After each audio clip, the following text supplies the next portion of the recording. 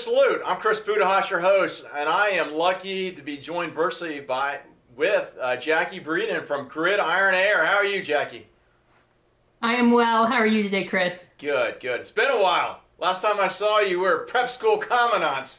You know, you were at the Air Force Academy, and then I was at West Point, and you came out with the commandant from the Naval Prep School, and you're like, wow, this place is in the middle of nowhere. You had very nice facilities from what I remember. Very nice facility. Gotta love the Hudson Valley.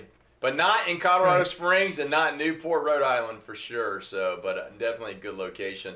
Hey, so Jackie, a couple things. So where are you from?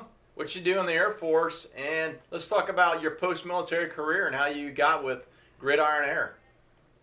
Sure. Well, I appreciate the opportunity to share a little bit about my story. I originally grew up in Wintersville, Ohio.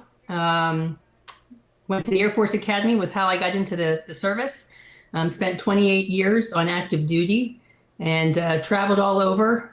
Started as an intel officer and transitioned to becoming a pilot in a C-5, so strategic airlift, which took me on worldwide trips. But I pretty much was stationed in the United States in the CONUS my entire time. Got into some command opportunities there towards the end and finished out my career at U.S. AFRICOM, Africa Command, as the CAG director for the 4-star, and lots of trips to Africa there at the end during COVID, ironically. Yeah. But so I was very fortunate, had a great career, but towards the end did a lot of staff work and a lot of office work. And so when I retired, the best advice I ever received was to take time off and to recharge, decompress, recharge, and then reconnect with family. And I was fortunate that I was in a position with my husband and our family to do that. So I took about 8 to 10 months off. And it took that long to really just throttle back and accept my new role as a productive member of society. And an opportunity came up to get back into flying, and I was actually on a different path than the one I'm on now. Yeah. And a former mentor of mine and boss reached out as I was about ready to start with one of the major airlines, and brought this opportunity with Gridiron Air to my attention. And it's a small, I would call it boutique airline right now, in the sense that we provide safe, reliable, high quality, wide body transportation in a Boeing 777 to the Arizona Cardinals. Wow. As a Part 125 operation, a charter operation specifically for the owner of the Cardinals who owns the aircraft. And a lot of the folks I work with are veterans from all the services. So there's a lot of go Air Force, beat Army, beat Navy that happens. And then vice versa. But the opportunity to know and work very closely with people on a day-to-day basis, really that team concept that we're used to in the military, was very appealing to me if I was going to go back to fly. And so that's how I ended up at Gridiron Air. Yeah, no, that's a great story, because it's funny, you know. I personally have a friend I went to college with. He was a Marine Corps helicopter pilot, then he flew with U.S. Customs as an intercept pilot down in the Keys for a number of years. But he's transitioned to American Airlines. But I asked him, because I said I brought up your name and what you're doing, and he goes, "Yeah, I didn't really think about all the other flying opportunities, because everybody heard of Delta, everybody's heard of American Airlines, United, and such." Is the industry kind of that private space? Is that really open these days for those that are leaving service that have a one, experience as a pilot, or two, have a desire to go to school to become a pilot, to kind of move into that space? So we were, things are cyclical. Yeah. With the military, with the private sector, and we've been in a period of a lot of high demand signal for aviators in the commercial side.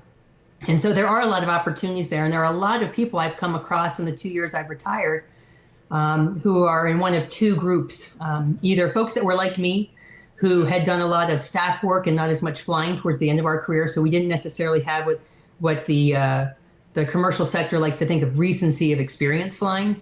Right. And a lot of those folks have found opportunities to quickly regain that recency of experience and transition into either a corporate setting, a private setting, or even the commercial, the mainline airlines. So, and there are several folks also that I've met who served, but in a different capacity. They weren't pilots across all three services. Okay. That are pursuing their private pilot license and working their way up with certifications to get to the point where they could fly commercially. And they are finding a lot of programs and opportunities out there, and obviously a lot of veteran benefits being used to pursue those things. But the opportunity is there, absolutely. Yeah, no, that's great. One of the airports I fly out routinely is Daytona, and I was talking to, ironically, a retired colonel, non-aviation background, and then a young man who had been in the Air Force, done air crew for F-15s, both going to Embry-Riddle to get their pilots, certifications and stuff. And it was kind of interesting, right? Now you have somebody that's a little bit older in age who's looking to recreate themselves, and somebody who's younger who's been exposed to the aviation community but not necessarily have the qualification, who has a high desire. Both using the GI Bill. Go figure. Yeah, what a great opportunity. So and things have changed in the private sector too in terms of what's required. In the past, you had to have a bachelor's degree to be hired by a mainline airline, and now that's not the requirement anymore. And so a lot of folks who are technically proficient, in a maintenance background or a flight engineer background, a lot of our enlisted folks that didn't pursue bachelor's degrees right away are eligible to do this now, which is fantastic because they bring a lot of experience, a lot of wisdom, and a commitment that is needed for the training, because it's difficult training and it takes a little bit of time to get through it all. And then the safety perspective and the attention to detail and just everything else that goes along with operating around aircraft and airfields. So, hey, Jackie, thanks for your service to the nation. Really appreciate, coming on the show, kind of sharing your experience, and then, kind of showing our audience, there's other opportunities in the aviation field that sometimes, at least I don't think about, but no doubt there's space out there if they want to pursue. So thanks for sharing that with our group. Good to see you. Absolutely. Thanks so much for having me, Chris. Good to see you too. Absolutely. Hey, folks, if you like what you see, like what you hear, please follow us on LinkedIn. We'll continue to post these great Americans across our nation who have, transitioned or post-military career, making an impact in the business sector and the nonprofit space and such. See you at our next segment.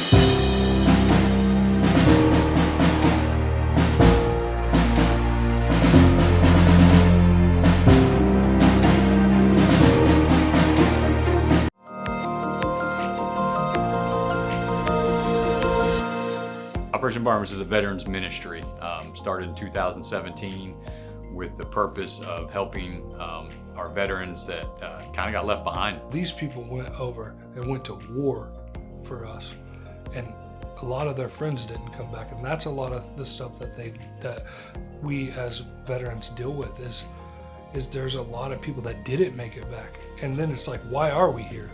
So and then they isolate. And they've struggled with addictions, PTSD, suicidal thoughts, those kind of things, helping them get whole again through one-to-one mentorship.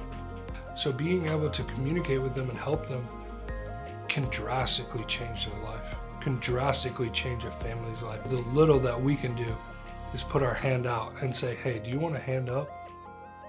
Like, we're not giving a hand out. Do you want a hand up?